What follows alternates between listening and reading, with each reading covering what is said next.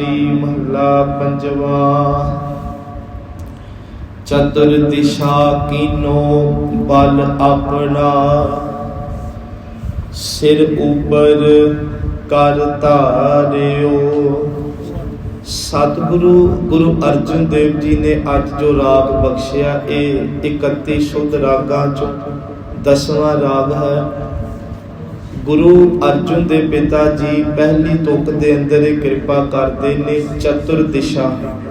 ये एक शब्द सतगुरु ने बख्शिया, जिवें उत्तर दक्षिण पूर्व अते पश्चिम ये 4 दिशावां ने। भाव गुरु जी कहते धरती का एक एक कोना जिहड़ा, धरती का एक एक जरा, खंड ब्रह्मंड, आकाश पाताल दीप लो, जिन्ने भी वाहिगुरु जी ने सिरजे ने, इन्हां सारियां दे उत्ते जो हुक्म चलदा पिया, शब्द वरतदा पिया, जे कोई अपना बल ताकत धार के बैठा, सतगुरु जी कहते उस वाहिगुरु जी नूं अज आपां नमस्कार करते पे हां कि केवल एक अकाल पुरख ही सारियां दे उत्ते अपनी कृपा करके जो है वो सतगुरु पिता जी बख्शिश करते पे ने। हुण जदों इस अद्धी तुक च आपां ये पढ़िया चतुर दिशा कीनो बल अपना, बल दा भावे ताकत, अपने हुक्म दे अंदर ये सारा कुछ सिरजिया। ओ गुरु ओ वाहिगुरु सिर उपर कर धारियो, अपने सिर दे साडे सीस दे उत्ते, साडे जीवन दे उत्ते जदों अपना हथ रखदा, कर कहंदे ने हत्थां नूं, गुरु जी कहंदे फिर ओदे साडे सीस दे उत्ते हथ रखण दे नाल की हुंदा, किरपा कटाक्ष अवलोकन कीनो। इस शब्द दे अंदर ये 2 अखर बड़े महंगे आ, कटाक्ष अते अवलोकन। किरपा दी नज़र नाल, कटाक्ष दा भावे निगाह नज़र, जदों वाहिगुरु जी किसे वल तकदे ने, निहारदे ने, वेखदे ने। अवलोकन कीनो, जदों सतगुरु जी ने वेख्या अपनी किरपा दी नज़र दे नाल, जदों सतगुरु जी ने अपने दास नूं तकिया ते केवल देखण दे नाल ही दास दे सारे दुख मुका दिते। दास का दुख विदारियो, ये अर्थ आरंभक 2 तुकां दे कीते ने। गुरु अर्जुन देव पिता ने जो बख्शिश कीती कि चतुर दिशा कीनो बल अपना, इनू थोड़ा जिहा आपां बाणी चों देखिए। गुरु रामदास जी दी एक पौड़ी है, उहदे अंदर गुरु जी कहते तू करन कारण समर्थ है करते, मैं तुझ बिन अवर न कोई, तुदे आपे सिष्ट सिरजिया आपे फुन कोई, सब इको शब्द वरतदा जो करे सो होई। सतगुरु जी कहते वडियाई गुरमुख दे प्रभ हर भावै सोई, गुरमुख नानक आराध्या सब आखो धन, धन धन गुर सोई सुध। ये पौड़ी का सी पाठ किया। ये पौड़ी अज की पहली अद्धी तुक की व्याख्या कर रही है कि चतुर दिशा कीनो बल अपना। सतगुरु जी कहते कि ये परमात्मा सारे संसार के अंदर जे हवा चल रही है, अग अपना सेक दे रही है, पानी लोगों की प्यास बुझा रही है, भावें संसार के अंदर खुशहाली है, गुलजार है, जीवन है, ते भावें वड्डियां वड्डियां आफतां हुंदियां ने, ये सब कुछ तेरे हुक्म दे विच है, क्योंकि तेरे हुक्म तो बाहर कुछ नहीं। चतुर दिशा कीनो बल अपना। फिर गुरु जी कहते ने कि सब इको शब्द वरतदा, इत्थे शब्द दे अर्थ ने हुक्म वरतना गुरु पिता जी दा। इस करके सतगुरु दी बाणी जदों असीं पढ़ीए ते एक आसा की वार च श्लोक है गुरु नानक जी दा, जिथे गुरु जी कहते भै विच पवन वह सद वाओ, भै विच चलै लख दरियाओ, भै विच अगन कड्डै विगार, भै विच धरती दबी पार। वड्डा पाठ है, पर केवल असी ये कि चतुर दिशा कीनो बल अपना। चतुर दिशा फिर बेनती केवल एक समझाउण दे लई गुरु जी जदों काव्य रचना करते हैं तो शब्द वरत लेंदे, जिवें कई थावां ते खंड ब्रह्मंड वरतदे आ, कई थावां ते आकाश पताल ते इत आदिक शब्द वरतदे आ, कई थावां ते जल थल शब्द वरतदे आ।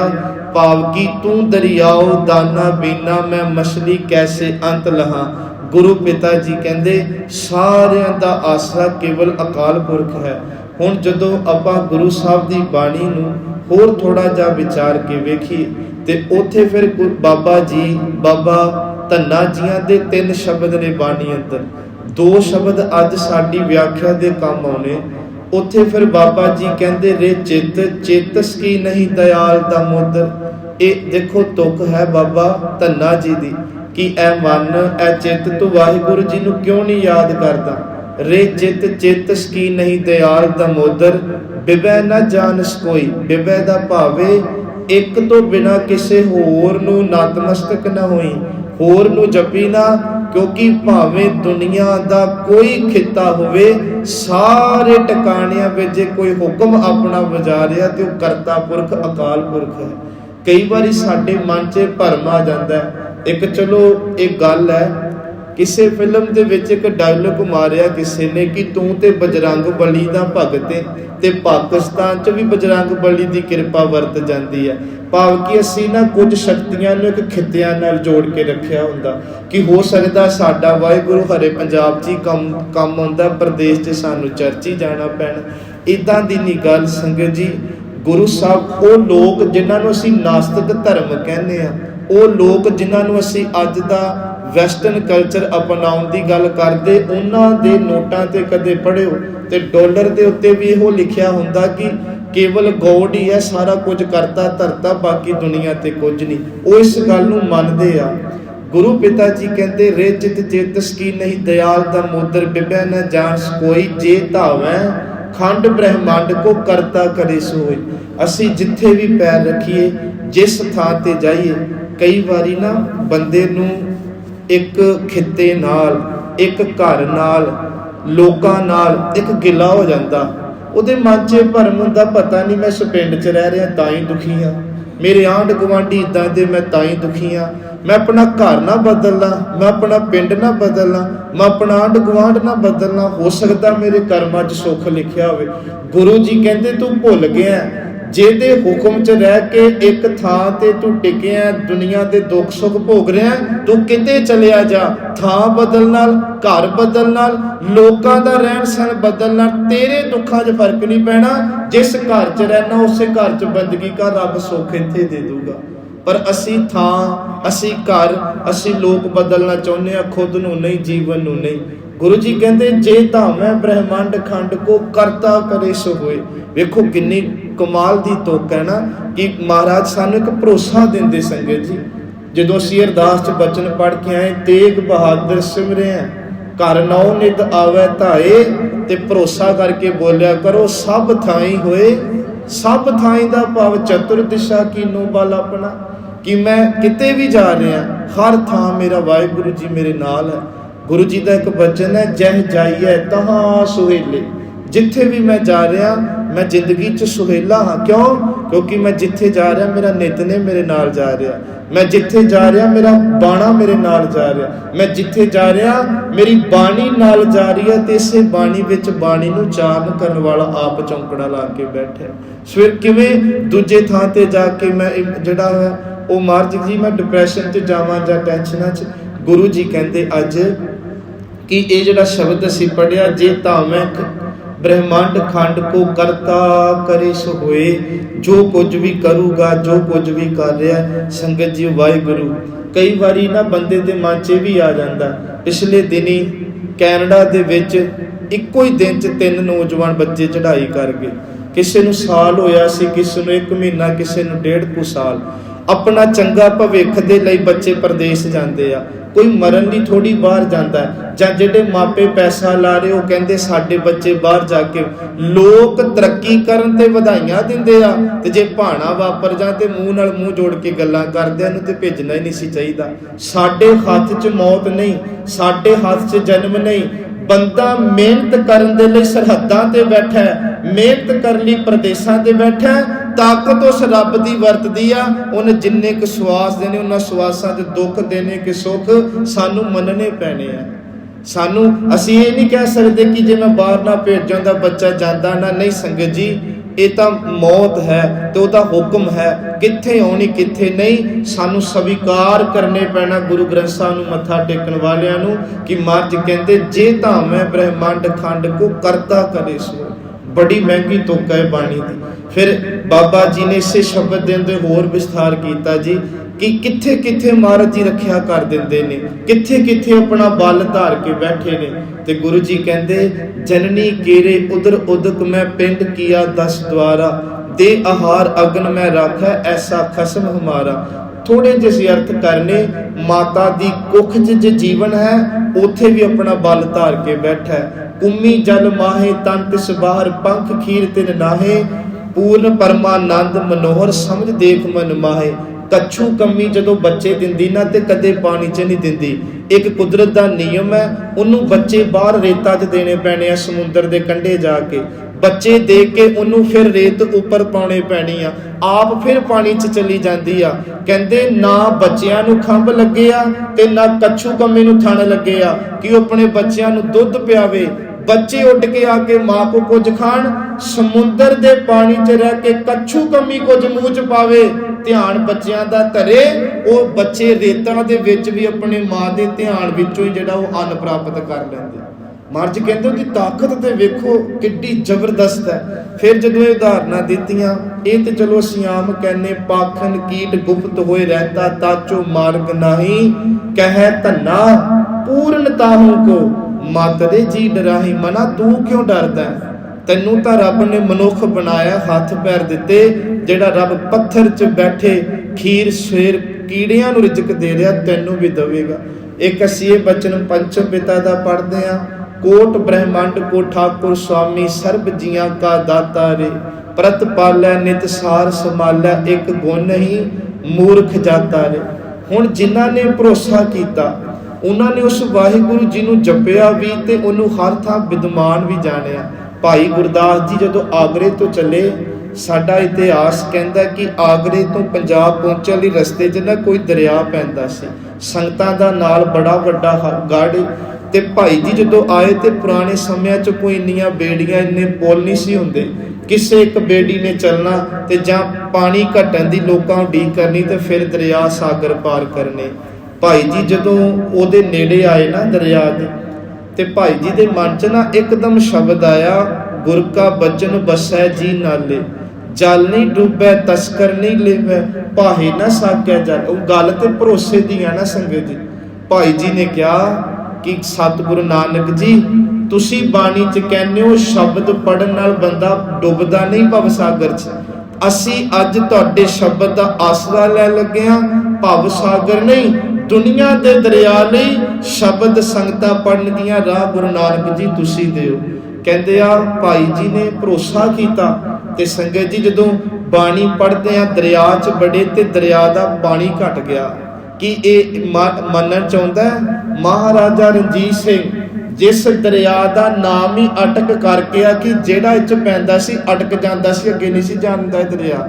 ਪਰ ਜਿੱਦਣ ਫੌਜਾਂ ਲੈ ਕੇ ਇਹ ਸਰ ਕਰਨਾ ਸੀ ਗੋਰਿਆਂ ਨੂੰ, ਤੇ ਮਹਾਰਾਜਾ ਰਣਜੀਤ ਸਿੰਘ ਘਰੋਂ ਅਰਦਾਸ ਕਰਕੇ ਤੁਰੇ, ਪਰ ਜਦੋਂ ਪਾਣੀ ਵੇਖਿਆ ਤੇ ਡੋਲ ਕੇ ਥੋੜਾ ਜਿਹਾ, ਕਹਿੰਦੇ ਇੰਤਜ਼ਾਰ ਕਰ ਲਈਏ, ਪਿੱਛੋਂ ਹਥਿਆਰ ਆ ਰਹੇ, ਫੌਜਾਂ ਆ ਰਹੀਆਂ, ਉਨੀ ਦੇਰ ਪਾਣੀ ਘਟੇ। ਅਕਾਲੀ ਫੂਲਾ ਸਿੰਘ ਨੇ ਕਿਹਾ ਸੀ ਮੈਨੂੰ ਕੀਤੀ ਹੋਈ ਅਰਦਾਸ ਤੇ ਭਰੋਸਾ ਹੈ, ਤੂੰ ਆਪਣਾ ਘੋੜਾ ਠੇਲ, ਸੱਚ ਐਵੇਂ ਇਹ ਦੁਨੀਆ ਨੂੰ ਤੇ ਅਟਕਾ ਸਕਦਾ, ਗੁਰੂ ਕੇ ਸਿੱਖਾਂ ਨੂੰ ਨਹੀਂ। ਕਿਉਂਕਿ ਗੁਰੂ ਕੇ ਸਿੱਖਾਂ ਪਿੱਛੇ ਗੁਰੂ ਗੋਬਿੰਦ ਸਿੰਘ ਦੀ ਤਾਕਤ ਕੰਮ ਕਰਦੀ ਆ ਤੇ ਸਿੱਖਾਂ ਦਾ ਭਰੋਸਾ ਕੰਮ ਕਰਦਾ। ਸੰਗਤ ਜੀ ਜ਼ਿੰਦਗੀ 'ਚ ਉਹ ਵੀ ਕੰਮ ਰਾਸ ਆਉਂਦੇ ਜਿਹੜੇ ਬੰਦੇ ਨੇ ਸੋਚੇ ਨਾ ਹੋਵਣ। ਕਦੋਂ? ਜਦੋਂ ਸਾਡਾ ਅਟੱਲ ਵਿਸ਼ਵਾਸ ਗੁਰੂ ਕੀ ਬਾਣੀ ਤੇ ਸਤਿਗੁਰਾਂ ਦੇ ਉੱਤੇ ਹੋਵੇ। ਮਹਾਰਾਜ ਜੀ ਅੱਜ ਇਹ ਕਿਰਪਾ ਕਰਦੇ ਨੇ ਕਿ ਚਤੁਰ ਦਿਸ਼ਾ ਕੀਨੋ ਬਲ ਆਪਣਾ। ਹੁਣ ਫਿਰ ਅੱਗੇ ਹੈ ਜੀ ਸਿਰ ਉੱਪਰ ਕਰ ਧਾਰਿਓ। ਵੇਖੋ ਅਸੀਂ ਇਹ ਵੇਖਿਆ ਕਿ ਮਹਾਰਾਜ ਦਾ ਵੱਡਾ ਪਾਨੇ ਜੋ ਸਾਡੇ ਤੇ ਤਰਸ ਕਰਦੇ, ਤੇ ਜਦੋਂ ਫਿਰ ਇੰਨੇ ਕਰੋੜਾਂ ਬ੍ਰਹਮੰਡਾਂ ਦਾ ਮਾਲਕ ਸਾਡੇ ਸੀਸ ਤੇ ਹੱਥ ਰੱਖੇ, ਸਿੱਖਾ ਫਿਰ ਤੂੰ ਡੋਲਦਾ ਕਾਹਨੂੰ ਆ? ਫਿਰ ਤੂੰ ਡੋਲਿਆ ਨਾ ਕਰ, ਤੂੰ ਪੜਿਆ ਕਰ ਜਿਸਕੇ ਸਿਰ ਉੱਪਰ ਤੂੰ ਸੁਆਮੀ, ਸੋ ਦੁੱਖ ਕੈਸਾ ਪਾਵੇ। ਤੂੰ ਪੜਿਆ ਕਰ ਸਿਰ ਉੱਪਰ ਠਾਠਾ ਗੁਰਸੂਰਾ, ਨਾਨਕ ਤਾਕੇ ਕਾਰਜ ਪੂਰਾ। ਕੇਵਲ ਉਹ ਤੁਕਾਂ ਜਿੱਚ ਸਿਰ ਸ਼ਬਦ ਆਵੇ। ਮਹਾਰਾਜ ਜੀ ਕਹਿੰਦੇ ਤੂੰ ਪੜਿਆ ਕਰ ਮਾਦੋ ਤੂੰ ਠਾਕੁਰ ਸਿਰ ਮੋਰਾ, ਇਹਾ ਉਹਾ ਤੁਹਾਰੋ ਤੋਰਾ। ਮਹਾਰਾਜ ਦਾ ਇੱਕ ਬਚਨ ਹੈ, ਮੇਰਾ ਹੀਰ ਹੈ ਰਤਨ ਨਾਮ ਹਰ ਵਸਿਆ, ਗੁਰ ਹਾਥ ਧਰਿਓ ਮੇਰਾ ਮਾਥਾ। ਮਾਥਾ ਦਾ ਭਾਵੇਂ ਸਾਡਾ ਸੀਸ। ਇੱਕ ਸ਼ਬਦ ਆਉਂਦਾ ਜੀ, ਕਰ ਹੁਕਮ ਮਸਤਕ ਹੱਥ ਧਰ, ਵਿੱਚੋਂ ਮਾਰ ਕੱਢੀਆਂ ਬੁਰਾਈਆਂ। ਜਿੱਦਣ ਮੇਰੇ ਸਤਿਗੁਰੂ ਨੇ ਮੇਰੇ ਸੀਸ ਤੇ ਆਪਣੇ ਹੁਕਮ ਦਾ ਹੱਥ ਰੱਖਿਆ, ਮੇਰੇ ਜੀਵਨ ਚੋਂ ਬੁਰਾਈਆਂ ਦਾ ਨਾਸ਼ ਕਰਕੇ ਰੱਖਤਾ। ਉਹ ਗੁਰੂ ਜਦੋਂ ਸਾਡੇ ਵੀ ਸੀਸ ਤੇ, ਸੀਸ ਦਾ ਇੱਥੇ ਅਰਥ ਜੀਵਨ ਲੈਣਾ, ਜੀਵਨ ਰੂਪੀ ਸੀਸ ਦੇ ਉੱਤੇ ਜਦੋਂ ਗੁਰੂ ਜੀ ਆਪਣੇ ਹੁਕਮ ਦਾ ਹੱਥ ਰੱਖਦਾ, ਕਿਉਂਕਿ ਅੱਜ ਸਰੀਰ ਗੁਰੂ ਨਹੀਂ ਸਾਡਾ, ਸਾਡਾ ਸ਼ਬਦ ਗੁਰੂ ਹੈ, ਤੇ ਉਹਦਾ ਹੁਕਮ ਸਾਡੇ ਲਈ ਸੀਸ ਤੇ ਹੱਥ ਟਿਕਾਉਣਾ ਹੈ। ਮਹਾਰਾਜ ਕਹਿੰਦੇ ਫਿਰ ਇਹ ਕਿਰਪਾ ਵਰਤਦੀ, ਕਿਰਪਾ ਕਟਾਖੇ ਅਵਲੋਕਨ ਕੀਨੋ। ਕਟਾਖੇ ਦੇ ਅਰਥ ਕੀਤੇ ਸੀ ਨਦਰ, ਨਿਗਾਹ। ਕਿਰਪਾ ਦੀ ਨਿਗਾਹ ਨਾਲ ਅਵਲੋਕਨ ਕੀਨੋ, ਜਦੋਂ ਤੂੰ ਕਿਸੇ ਨੂੰ ਵੇਖਿਆ, ਦਾਸ ਕਾ ਦੁੱਖ ਵਿਦਾਰਿਓ। ਦੋ ਗੱਲਾਂ ਨੇ ਬਾਣੀ ਅੰਦਰ, ਤੁਕਾਂ ਧਿਆਨ ਨਾਲ ਸੁਣਿਓ। ਜੇ ਨਦਰ ਸਵੱਲੀ ਹੋਵੇ ਤੇ ਭਖਾਰੀਆਂ ਨੂੰ ਤਖਤ ਬਖਸ਼ ਦਿੰਦਾ ਹੈ। ਨਦਰ ਸਵੱਲੀ ਹੋਵੇ, ਜਦੋਂ ਡਾਕਟਰ ਕਹਿ ਦੇਣ ਕੋਈ ਇਲਾਜ ਨਹੀਂ, ਉਹਦੇ ਰੋਗਾਂ ਨੂੰ ਮੁਕਤ ਕਰ ਦਿੰਦਾ ਹੈ। ਨਦਰ ਸਵੱਲੀ ਹੋਵੇ ਤੇ ਜ਼ਿੰਦਗੀ ਦੇ ਬੇੜੇ ਪਾਰ ਕਰ ਦਿੰਦਾ ਹੈ। ਪਰ ਜਦੋਂ ਰੱਬ ਨਦਰ ਪੁੱਠੀ ਕਰ ਲੇ ਤਾਂ ਤਖਤਾਂ ਤੇ ਬੈਠਣ ਵਾਲਿਆਂ ਨੂੰ ਵੀ ਭਖਾਰੀ ਬਣਾ ਦਿੰਦਾ। ਇਹ ਸੁਣਿਓ ਹੁਣ ਬੇਨਤੀ। ਮਹਾਰਾਜ ਕਹਿੰਦੇ ਨਾਨਕ ਨਦਰੀ ਨਦਰ ਨਿਹਾਲ।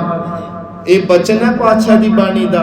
ਤੂੰ ਨਦਰ ਕੀਤੀ ਤੇ ਜ਼ਿੰਦਗੀ 'ਚ ਮੈਂ ਨਿਹਾਲ ਹੋਇਆ। ਅਸੀਂ ਕਹਿੰਦੇ ਨਾ ਬੋਲੇ ਸੋ ਨਿਹਾਲ, ਜਿਹੜਾ ਰੱਬ ਨੂੰ ਬੋਲੇਗਾ ਭਾਈ ਉਹ ਨਿਹਾਲ, ਉਹ ਚੜ੍ਹਦੀ ਕਲਾ 'ਚ। ਸਤਿਗੁਰੂ ਜੀ ਕਹਿੰਦੇ ਨੇ ਨਦਰ ਤੁਧ, ਅਰਦਾਸ ਮੇਰੀ ਨਦਰ ਵੱਲ ਧਿਆਨ ਦਿਓ।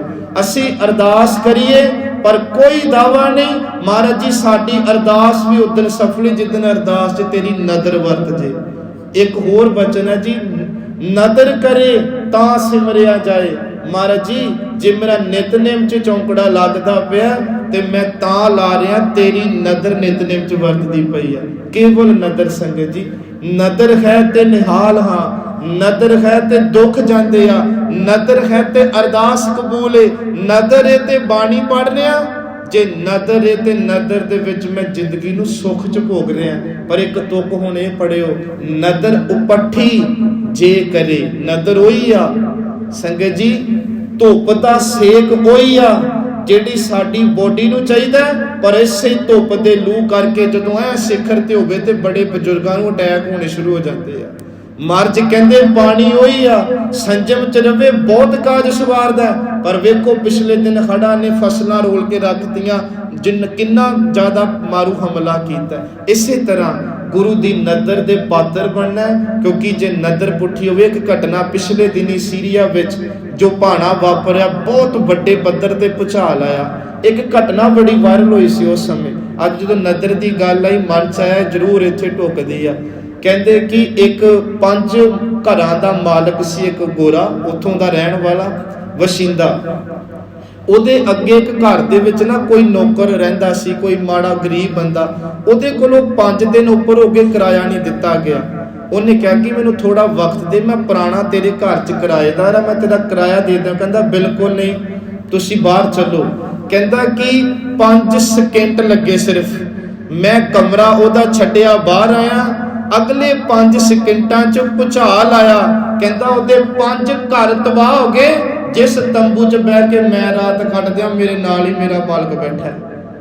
ਇਹ ਰੱਬ ਦਾ ਭਾਣਾ ਜੇ। ਕਦੇ ਵੀ ਆਪਣੇ ਦਿੱਤੇ ਤੇ ਮਾਣ ਨਾ ਕਰੋ ਬੰਦਿਆ, ਤੈਨੂੰ ਪਤਾ ਨਹੀਂ ਤੇਰੀ ਜ਼ਿੰਦਗੀ 'ਚ ਕੱਲ ਕਿਹੋ ਜਿਹਾ ਹੋਣਾ। ਕਦੇ ਰੱਬ ਦੇ ਦੁੱਖ ਦਿੱਤੇ ਦਾ ਅਫਸੋਸ ਨਾ ਕਰ, ਤੈਨੂੰ ਪਤਾ ਨਹੀਂ ਕੱਲ ਤੇਰੀ ਜ਼ਿੰਦਗੀ 'ਚ ਚੜ੍ਹਦੀ ਕਲਾ ਕਿੰਨੀ ਕੁ ਹੋਣੀ ਆ।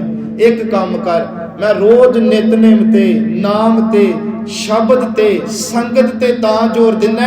ਜਿੱਦਣ ਸਾਡੇ ਹੱਥ 'ਚ ਪੋਥੀਆਂ ਆ ਗਈਆਂ, ਗੁਰਦੁਆਰੇ ਅਰਦਾਸਾਂ ਕਰਨੀਆਂ, ਮੈਂ ਕਹਿੰਦਾ ਬੰਦ ਕਰ ਦਿਓ, ਬੇਸ਼ੱਕ ਮੇਰਾ ਧੰਦਾ ਹੈ। ਕਿਉਂਕਿ ਸਾਡੇ ਨਿਤਨੇਮ ਵੀ ਸਾਡੀਆਂ ਅਰਦਾਸਾਂ ਹੋਣਗੀਆਂ, ਸਾਡੇ ਸਹਿਜ ਪਾਠ ਸਾਡੀਆਂ ਅਰਦਾਸਾਂ ਹੋਣਗੀਆਂ। 100 ਰੁਪਇਆ ਦੇ ਕੇ ਕਦੇ ਗੁਰੂ ਖੁਸ਼ ਨਹੀਂ ਹੋਣਾ। ਗੁਰੂ ਲਈ ਬਾਣੀ ਪੜੋ, ਨਾਮ ਜਪੋ, ਗੁਰੂ ਦੀ ਖੁਸ਼ੀ ਘਰ ਜਾਵੇਗੀ। ਆਓ ਹੁਣ ਅਰਥ ਕਰ ਲਈਏ। ਹਰ ਜਨ ਰਾਖੇ ਗੁਰ ਗੋਬਿੰਦ। ਗੁਰੂ ਜੀ ਕਹਿੰਦੇ ਗੁਰੂ ਆਪਣੇ ਜਨਾਂ ਦੀ ਆਪ ਰੱਖਿਆ ਕਰਦਾ ਹੈ। ਕੰਠ ਲਾਏ ਅਵਗੁਣ ਸਭ ਮੇਟੇ, ਔਗਣਾ ਨੂੰ ਮੇਟ ਦਿੰਦਾ ਆਪਣੇ ਕੰਠ ਨਾਲ ਲਾ ਕੇ। ਦੁਨੀਆ ਇੱਥੇ ਬੇਨਤੀ ਕੀਤੀ ਸੀ, ਕੋਈ ਸਰੀਰ ਕਰਕੇ ਢਿੱਲਾ ਮੱਠਾ ਹੋ ਜਾਣਾ, ਪੂਰਾ ਆਂਢ-ਗੁਆਂਢ ਇਕੱਠਾ ਹੁੰਦਾ, ਉਹ ਗੱਡੀ ਲਿਆਓ ਲੈ ਚੱਲੋ। ਕੋਈ ਬੰਦਾ ਕਿਰਦਾਰ ਤੋਂ ਡਿੱਗ ਜੇ ਨਾ, ਲੋਕੀ ਗੇਟ ਬੰਦ ਕਰ ਲੈਂਦੇ, ਇਹਨੂੰ ਘਰੇ ਨਾ ਬਾੜਿਓ। ਏਦਾਂ ਹੋਣਾ ਨਹੀਂ ਚਾਹੀਦਾ। ਵੈਸੇ ਗੁਰੂ ਨਾਨਕ ਜੀ ਕੇਵਲ ਸਰੀਰ ਦੇ ਰੋਗੀਆਂ ਨੂੰ ਗੱਲ ਨਾਲ ਨਹੀਂ ਲਾਉਂਦੇ। ਜੇ ਕੋਈ ਤਨ ਕਰਕੇ ਬਦ ਚਲਨ ਹੋ ਗਿਆ, ਗੁਰੂ ਉਹਨੂੰ ਵੀ ਗੱਲ ਨਾਲ ਲਾਉਂਦੇ ਆ, ਮੈਂ ਤੈਨੂੰ ਵੀ ਬਖਸ਼ਾਂਗਾ। ਬਸ ਇਹੀ ਫਰਕ ਹੈ ਜੀ ਬਾਬੇ ਨਾਨਕ ਚ ਤੇ ਦੁਨੀਆ ਚ। ਦੁਨੀਆ ਸਰੀਰ ਦੇ ਡਿੱਗਿਆਂ ਨੂੰ ਜ਼ਰੂਰ ਸਾਂਭਦੀ ਆ, ਪਰ ਜੇ ਕੋਈ ਕਰਮ ਕਰਕੇ ਡਿੱਗ ਜੇ, ਲੋਕ ਕਹਿੰਦੇ ਮੂੰਹ ਨਾ ਲਾਇਓ, ਬੰਦਾ ਹੋਰ ਜ਼ਿਆਦਾ ਜਿਹੜਾ ਹੈ ਉਹ ਨਿਘਾਰ ਦੇ ਵਿੱਚ ਚਲਿਆ ਜਾਂਦਾ। ਮੱਝ ਕਹਿੰਦੇ ਪਰ ਗੁਰੂ ਦਾ ਸੁਭਾਅ ਹੈ, ਉਹ ਆਪਣੇ ਕੰਠ ਨਾਲ ਲਾ ਕੇ ਔਗਣਾ ਨੂੰ ਮੇਟ ਦਿੰਦਾ। ਕਿਉਂਕਿ ਦਇਆਲ ਪੁਰਖ ਬਖਸ਼ੰਦ। ਵਾਹਿਗੁਰੂ ਜੀ ਬਖਸ਼ਣ ਵਾਲਾ ਤੇ ਦਿਆਲੂ ਹੈ। ਰਹਾਓ ਜੋ ਮੰਗੈ ਠਾਕੁਰ ਆਪਣੇ ਤੇ ਸੋਈ ਸੋਈ ਦੇਵੈ। ਹੁਣ ਫਿਰ ਜਿਸ ਗੁਰੂ ਦੀ ਵਡਿਆਈ ਸੁਣੀ ਹੈ ਸੰਗਤ ਜੀ, ਉਹਦੇ ਕੋਲੋਂ ਜੋ ਮੰਗਦੇ ਆ ਉਹ ਸਾਨੂੰ ਬਖਸ਼ਿਸ਼ ਕਰ ਦਿੰਦਾ। ਨਾਨਕ ਦਾਸ ਮੁਖ ਤੇ ਜੋ ਬੋਲੇ, ਇਹਾਂ ਉਹਾਂ ਸੱਚ ਹੋਵੇ। ਉਹਦੇ ਦਾਸ ਭਗਤ ਜਨ ਗੁਰਸਿੱਖ ਰੰਗੀਆਂ ਰੂਹਾਂ ਜੋ ਮੁਖ ਤੋਂ ਕਹਿੰਦੀਆਂ ਨੇ, ਉਹਨਾਂ ਦਾ ਕਿਹਾ ਹੋਇਆ ਲੋਕ 'ਚ ਵੀ ਨਹੀਂ ਕੱਟਿਆ ਜਾਂਦਾ ਤੇ ਪਰਲੋਕ 'ਚ ਵੀ ਨਹੀਂ। ਦੋਵੇਂ ਥਾਈਂ ਉਹ ਸੁਹੇਲੇ ਨੇ। ਸੋ ਆਪਾਂ ਵੀ ਸਤਿਗੁਰੂ ਦੀ ਬਾਣੀ ਨਾਲ ਜੁੜ ਕੇ ਚੜ੍ਹਦੀ ਕਲਾ ਵਾਲਾ ਜੀਵਨ ਮੰਗੀਏ, ਭੁੱਲਾਂ ਦੀ ਖਿਮਾ। ਵਾਹਿਗੁਰੂ ਜੀ ਕਾ ਖਾਲਸਾ, ਵਾਹਿਗੁਰੂ ਜੀ ਕੀ ਫਤਿਹ।